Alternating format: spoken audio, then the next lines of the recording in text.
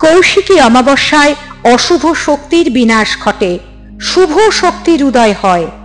তন্ত্রশাস্ত্র মতে কৌশিকী অমাবস্যা তিথি তন্ত্র সাধনার ক্ষেত্রে বিশেষ গুরুত্বপূর্ণ। তন্ত্রশাস্ত্র মতে এই বিশেষ রাতে সাধনা করলে বিশেষ ফল প্রাপ্তি হয়। বিশ্বাস করা হয় এই তিথিতে স্বর্গ ও নরকের দরজা ক্ষণিকের জন্য খুলে যায়, যা সাধকদের জন্য গুপ্ত ও কঠিন সাধনা সম্পন্ন করার উপযুক্ত সময়। ভাদ্রের অমাবস্যা তিথিতে দেবী কৌশিকী অশুভ শক্তির নাশ করেন এবং শুভ শক্তির সঞ্চার ঘটান। অশুভ শক্তি বিনাশের তিথি হল কৌশিকী অমাবস্যা। কি দেবী কৌশিকী?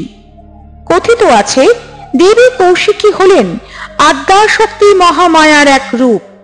তার কৃষ্ণ বর্ণের জন্য মহাদেবের কাছে কালিকা নামের দেবী সম্বোধিত হলে অপমানিত বোধ করেন। এরপর তিনি মানস সরোবরে কঠোর তপস্যা করে নিজের কালো ত্বক পরিত্যাগ করেন। সেই কালো কোষ থেকেই এক অপূর্ব সুন্দর কৃষ্ণবর্ণ দেবীর সৃষ্টি হয়, যার নাম দেবী কৌশিকী। পৌরাণিক কথা অনুসারে ভগবান ব্রহ্মার বর প্রাপ্তির পর শুম্ভ নিশুম্ভের অত্যাচারের মাত্রা বেড়ে যায়। শুম্ভ নিশুম্ভের অত্যাচারে ত্রিলোক অশান্ত এবং অতিষ্ঠ হয়ে ওঠে।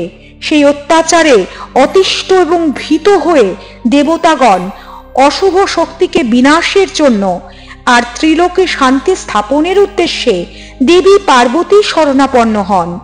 দেবী পার্বতী তখন নিজের দেহকোষ থেকেই সৃষ্টি করেন দেবী কৌশিকীর। ভাদ্রের অমাবস্যা তিথিতে দেবী কৌশিকী অশুভ শক্তির নাশ ঘটান এবং শুভ শক্তির সঞ্চার ঘটান। যেহেতু এই ঘটনা ভাদ্র মাসের অমাবস্যা তিথিতে ঘটেছিল, তাই এই দিনটি কৌশিকী অমাবস্যা নামে পরিচিতি লাভ করে।